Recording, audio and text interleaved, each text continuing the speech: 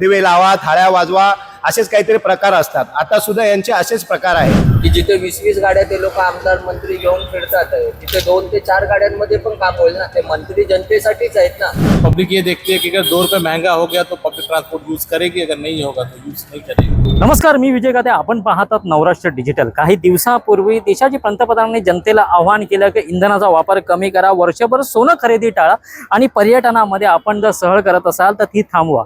कारण पाश्चिमात्य देशामध्ये जी युद्धजन्य परिस्थिती झाली आहे त्याचा परिणाम ह्या भारतावरतीही दिसणार आहेच आणि काही दिवसामध्ये होणार आहे. गेल्या काही महिन्यामध्ये हे पाश्चिमात्य देशामध्ये जे युद्धजन्य परिस्थिती होते त्याचा काहीसा परिणाम भारतावरती जाणवला तरी त्याचा तीव्र परिणाम दिसला नव्हता.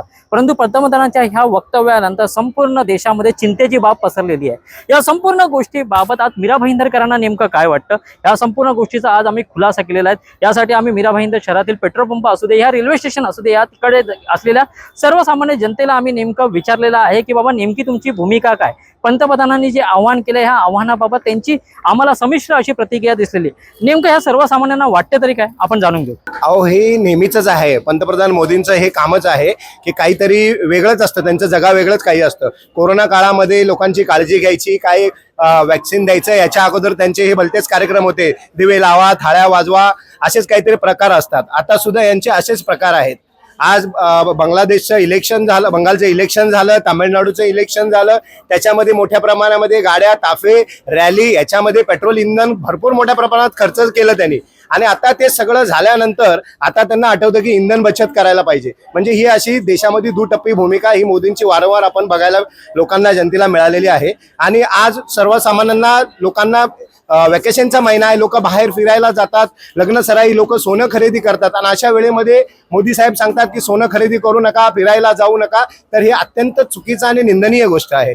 आता त्यांचं म्हणण्याप्रमाणे जर का असं जर केलं तर मग पूर्ण आपल्या करोनासारखी परिस्थिती मग इथे त्यांनी घोषित करायला पाहिजे. आता जे त्यांचं जे चाललेलं आहे की त्यांचा जो ताफा असतो, जे मुख्यमंत्री किंवा एखादा मंत्री असतो, तर ते त्यांनी त्यांच्या गाड्यांवर कंट्रोल करणार आहेत का?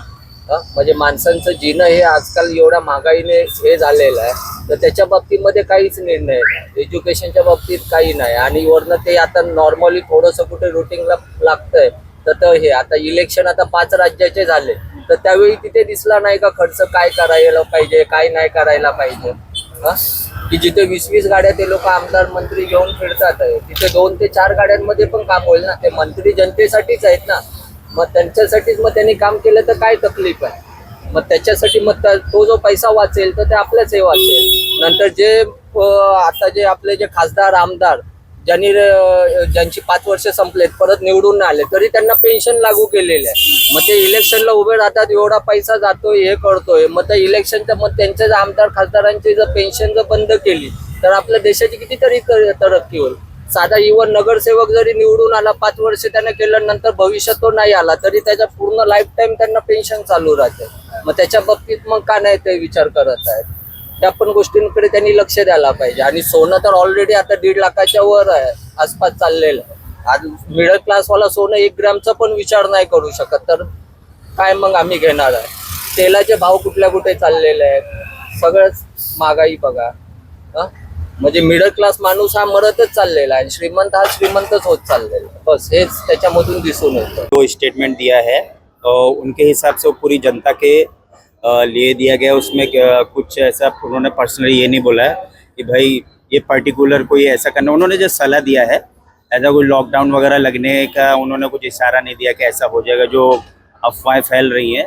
उन्होंने जैसे पब्लिक को रिक्वेस्ट किया कि आप अभी से मतलब जो ज़्यादा मतलब गाड़ी से सफ़र कर रहे हैं, नज़दीक है तो भी गाड़ी यूज़ कर रहे हैं, तो साइकिल अगर है उनके पास तो साइकिल का यूज़ कर सकते हैं. अभी यहाँ पे जैसे मीरा रोड में अभी मैं खड़ा हूँ, यहाँ पे शेयरिंग ऑटो चलता है. जो पर्सनल ऑटो करके जाते हो शेयरिंग ऑटो यूज़ कर सकते हैं. तो वहाँ पे भी आपके पेट्रोल डीजल की बचत होती है. प्लस जो गोल्ड के लिए उन्होंने बोला है, गोल्ड के लिए उन्होंने इसलिए बोला कि जो हमारा फॉरेन एक्सचेंज है, जो डॉलर है, डॉलर हमारा मतलब बाहर चला जाता है, जिससे कि अपनी डॉलर का जो डॉलर का भाव आज बढ़ रहा है, डॉलर बाहर चला जाएगा. उन्होंने इस पर्पज से बोला कि 1 साल सोना नहीं खरीदे. और एज ए इंडियन कल्चर क्या होता है कि शादियों में सोना खरीदा ही जाता है, बट यहाँ पे नेसेसरी अगर ना खरीदें तो बेटर ही है. ज़रूरी नहीं है कि सोना खरीदना ही खरीदना है. उसके बिना भी हमारे 2 वक्त की रोटी चलती है. मैं तो नरेंद्र मोदी जी का मतलब सपोर्ट करूँगा इस चीज़ के लिए. उन्होंने जो बोला सही बोला है कि अगर सोना नहीं खरीदेंगे तो ऐसा नहीं है कि पूरा भाई कुछ ये खराब हो जाएगा या कुछ खत्म हो जाएगा, ऐसा कुछ नहीं है। उन्होंने जो एक पब्लिक के लिए रिक्वेस्ट की है कि आप ये ऐसा कर सकते हो, एक ऑप्शन। उनको खुद को पहले कम करना चाहिए। बंगाल के चुनाव में कितनी रैलियां करी, उनके शपथ ग्रहण में कितनी गाड़ियां गई, कितने मुख्यमंत्री गए वहां पर। सबको उनको पहले खुद को बंद करना चाहिए, जब दूसरों को कहना चाहिए। और उन्होंने ये तक भी कहा है कि ज्वेलरी वगैरह भी नहीं खरीदे, ये सारी बातें उन्होंने कही है अपने स्टेटमेंट में। ज्वेलरी का ठीक है, लेकिन जिसके यहाँ शादी ब्याह वो तो खरीदेगा, जहाँ बहुत जरूरी है उनको तो खरीदनी पड़ेगी। वो जो शौक के लिए लेते हैं वो अवॉइड कर सकते हैं, बाकी जिसके घर में शादी ब्याह उनको तो खरीदना ही होगा। तो क्या आप लोग अभी पब्लिक ट्रांसपोर्ट यूज करेंगे कि जो यूज कर रहे हैं सही रहेगा? वो पब्लिक ट्रान्सपोर्ट का हमारा हिसाब ही नहीं बैठता कहीं। एवढ्या मोठ्या संविधानिक पदावरती बसलेले आपले मोदी जे आहेत, तर त्यांनी ह्या गोष्टी जर सांगितल्या असतील तर लोकांनी त्याबद्दल विचार केला पाहिजे। काहीतरी त्याच्यामध्ये तथ्य असेल। आपल्याला तसं पण सर्व प्रत्येक गोष्टी हा वाचवल्याच पाहिजेत। इंधन असो किंवा अन्न पुरवठा असो, या सर्व गोष्टी वाचवल्याच पाहिजेत आपल्याला। आणि सोन्याची गोष्ट तर सोनं असंही मराठी माणसाच्या किंवा महाराष्ट्रीयन माणसं असो की मध्यमवर्गीय असो, त्याच्या आवाक्याच्या बाहेर गेलेला आहे। तर सॅलरी त्या हिशोबाने नाही, घरामध्ये बेरोजगार मुलं आहेत, ते सर्व त्याच्यामुळे ते सोन्याबद्दल ते विचार करणार नाही, पण जे करतात त्यांनी पण तो विचार केला पाहिजे की एवढ्या मोठ्या माणसाने जर काही सांगितलं तर ते योग्यच असेल। एवढंच मी बोलू शकतो तुम्हाला।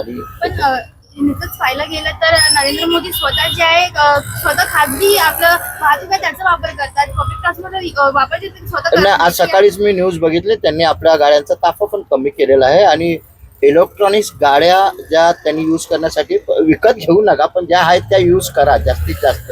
हे त्यांनी मेसेज एक त्यांच्या कृतीतून त्यांनी दिलेला आहे। एक छान मैसेज मी सकाळीच आज बघितला। बताया जो अच्छी बात बताई है कि मतलब कम करना है, ज्यादा खर्चा फजूल का नहीं करना चाहिए, और क्या। लेकिन जिस तरह से आप देख रहे हैं कि उनके बयान के बाद कई ऐसे वीडियो सामने आए हैं जो खुद उन्होंने बहुत सारी अपनी प्राइवेट गाड़ियां यूज की हैं रैलियों में, तो क्या लगता है कि ये सिर्फ आम जनता के लिए डिसीजन है कि उनकी पार्टियों के लिए भी ये डिसीजन लिया है? आम जनता के लिए तो नहीं दिख रहा है। आम जनता के लिए क्या, हमने तो देखा नहीं है। अपनी पार्टी के लिए तो किया होगा। तो इस तरह का स्टेटमेंट देना और बोल रहे हैं कि कम इस्तेमाल करना, उससे जनता का क्या होगा? जनता का क्या होगा, जनता जो है परेशान है, थोड़ा उसमें आराम हो जाएगा, और क्या। आम जनता के जो जनजीवन में जो असर पड़ता है वो पेट्रोल डीजल के दाम बढ़ने से हर चीज़ में महंगाई बढ़ती है। So that is one thing कि महंगाई उसकी वजह से बढ़ रही है। सो सरकार को चाहिए कि कुछ ऐसा सॉल्यूशन निकाले, बिकॉज ये मिडिल ईस्ट का वॉर बहुत टाइम से चल रहा है, तो कुछ ऐसा सॉल्यूशन निकाले जिससे आम जनता को राहत मिले, महंगाई ने कम से कम बढ़े, और पेट्रोल डीजल जिनको इस्तेमाल करना है, यूज़ करना, वो यूज़ करेंगे ही। जो ज़रूरत है वो तो यूज़ करते रहेंगे। आप लोगों ने स्विच किया उनकी बात सुनने के बाद, पब्लिक ट्रांसपोर्ट यूज कर रहे हैं आप लोग? जी, महंगाई बढ़ेगी तो लोग ऑटोमेटिकली वो यूज़ करना शुरू कर देंगे, चाहे वो कोई कहे या ना कहे। ये तो पब्लिक ये देखती है कि अगर 2 रुपये महंगा हो गया तो पब्लिक ट्रांसपोर्ट यूज करेगी, अगर नहीं होगा तो यूज नहीं करेगी। देशाचे पंतप्रधान नरेंद्र मोदीजीने आवाहन केलं आहे की जास्तीत जास्त वापर पब्लिक ट्रान्सपोर्ट करा, तो ते निमित्त मी पण काही करतो। आणि आपण स्वतः एक नेते आहात आणि या विषयासंदर्भात आपल्याला काय वाटतंय की हे जे नरेंद्र मोदी यांचं वाक्य आहे लोकांसाठी कितपत योग्य आहे, लोकांमध्ये या विषयासंदर्भात कशा प्रकारे या गोष्टीचं हे इम्प्लिमेंट करायला पाहिजे। देशाचं लोकनेते आहे नरेंद्र मोदी साहेब, आणि ते काय परिस्थिती घडेल त्याच्यावर विचार करून त्यांना सर्वांना आवाहन केले आहेत, ते आम्ही इम्प्लिमेंट करू।